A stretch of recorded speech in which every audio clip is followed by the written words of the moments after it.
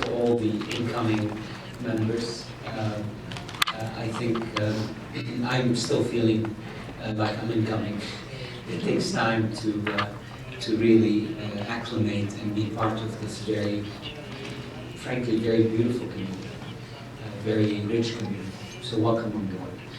And to those of you who are outgoing, I was delighted to hear that everyone exited from the door and entered from the window into something else. This is good. This is, by the way, this is a very good sign that the community has enough places for everybody to continue contributing and giving. And your group in particular has been, as he always complained, you know, we all pinch people from your group because ground of good ideas, of open approaches to things, and you enrich us, not just here, but across the ICANN community. So thank you for all of you who served. Special thank you to those of you who served and are continuing to serve in some other capacity, and real welcome to the new people, and especially to those who are here for the very, very first time.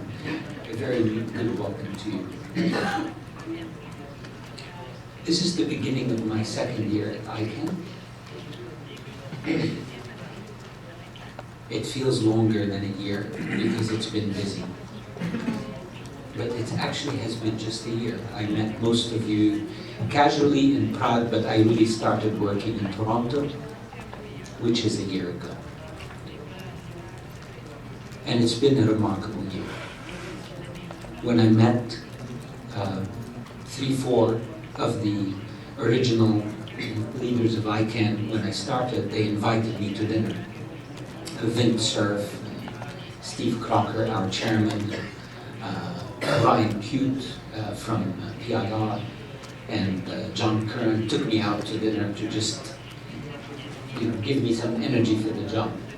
And I asked them at that dinner a year ago if we could have the dinner every year, and they graciously agreed. So I will be having another dinner with them in the next few days. And then I asked them, when I meet you in a year, which is about now, what would be a catastrophic failure of mine? What would be terrible? If you met me in a year and I said, oh my God, that's a catastrophe. And they all agreed on one thing a year ago. They said, if this new GTLD program, whether we agree with it or not, does not take off, it would be catastrophic for ICANN. For many reasons. It would signal that we are not operationally capable of birthing a major program. It will signal a failure at a core activity that is extremely visible. Because actually we have many core activities that some may argue are more important than the GTLD program. But they're not as visible. The trouble with the GTLD program is, you know, when I get a call from the New York Times or from the Financial Times or from most of the media, I struggle to talk to them about what we do at ICANN, but they want to talk about the new GTLD program. So a failure would be so visible that we would have trouble making the rest of our agenda strong. So I'm happy to have that dinner with these 4 guys again, because I think we have crossed that chasm. The new GTLD program is up and running. As of tomorrow morning, we will have more new GTLDs in the route than all the GTLDs to date in history. We have signed over 100 contracts, and we have hundreds of contracts already out for signature. The program is on its wheels. That's a good thing. It's a good thing, it really is. And we should be very comforted by that. Again, with no particular emotion about the GTLD program, I have to remain very, this is not my business if it fails or it succeeds. That's the business of the people who ask for these things, and we trust them. We check that they are at least good enough to carry on their job. but it's about ICANN itself appearing to be a functional organization. So we should celebrate this moment. We should celebrate our community. We should celebrate that we got a very complex program that took 8 years off the ground. And that's good. We face a difficult year ahead of us for other new reasons. In the next 2 years, the subject of internet governance will become central to the debate. Very central. Why? And why is it important for ICANN? First, why? Why is it important? Well, because the internet, unlike 15 years ago when ICANN started, is now the lifeblood of economies, the lifeblood of social lives, the lifeblood of communities, and I venture to say the lifeblood of political systems. When I was in Korea earlier this month, the Vice Minister of Science and Technology told me that when the internet was shut down in Korea due to a huge cyber attack, 43% of the GDP of Korea was frozen. He looked at me and he said, that's real war. I mean, this is serious.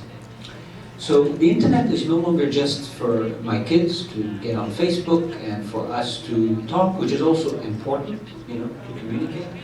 But it's now also a lifeblood of many things, and therefore its importance has risen. I think the surveillance revelations of the last few months have not helped that, in the sense that if it was important, now it's also visibly important to heads of state. When the President of Brazil spoke, I might say eloquently at the UN, she spoke about the fear that she, as a head of state, does not know how to explain to her own subjects how could this happen to them and to her. That fear from a head of state is something we should be worried about. Because heads of state, when they're worried, they do something.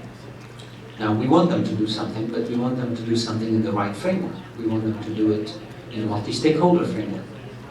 Because if heads of state leaving New York after Dilma's speech all went back to their capitals, and I know of at least 6 who did, I'm sure others did that I don't know about, and they went to their cabinets and they said, excuse my language, that's literally what one of them told me. The president walked into the cabinet and says, who the hell runs the internet in our country? And he got a little, well, the Foreign Office, well, no, we kind of don't know who runs the internet in our country. This is serious business, right? I mean, this is no longer, we meddling here in ICANN with our business. This is now stuff that is coming at us. As Wolfgang, our new board member, told us yesterday at the board meeting, he said, yes, we at ICANN have an ecosystem and we're managing our job and we should stick to our knitting. And yes, I agree with him. But we live in an environment. Our house is not on a planet on its own. We live in an environment. We have to be aware of the environment. And the environment right now is changing. We have many governments awake to, hey, who runs the internet? The President of Mexico went to his cabinet and said, who runs the internet in Mexico? And they said, well, Texas. He said, no, I need to know who runs the internet here. That's a good question. So we are rushing right now to participate in that dialogue.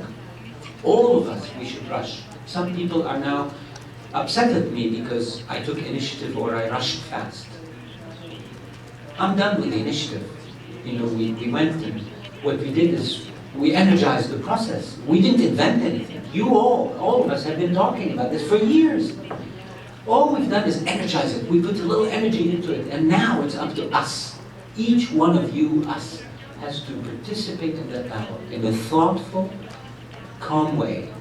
Build on what has been done. Not restart something new. There's nothing new to start. I bet you if you got Roberto or any of you guys who've been at this for years to just articulate what has been discussed and where we need to head, it's clear. We just need to be together and to do it calmly and smartly and wisely, because if we don't, now here's the why ICANN and why should we work. If we don't, two things will happen. Let me start with the big global picture, then what will happen to ICANN. What will happen in the big global picture, think of the wicket. All of you follow the wicket. What happened at the wicket? At the wicket, we got polarized. I was there. Many of you were there. What happened is you had Russia on one side, with a lot of people coalescing around that. And you had the United States on one side, with a lot of people coalescing around that. All the governments in the middle were kind of, where do we go? And some ended up through pressures going one way or the other, and what we ended up with is frankly a very confused global community. Now maybe that's a good thing. Some of us who would like the wicket not to produce something say that's a good thing, but I'm not going to get political, I'm going to be practical. The reality is the nations of the world were divided, and that division going into next year is more dangerous. Why? Because the side that believes the multi-stakeholder model is the solution is right now rattled by the Snowden revelations. And their moral high ground for an open, free internet is a little bit compromised. And therefore they're weaker, if I can be blunt. So it's very important for us to forge a middle ground. And that's what ICANN and the iStars and the community in Bali are trying to do right now. We're trying to forge a middle ground, find that middle ground. And we started with Brazil. Why Brazil? After her speech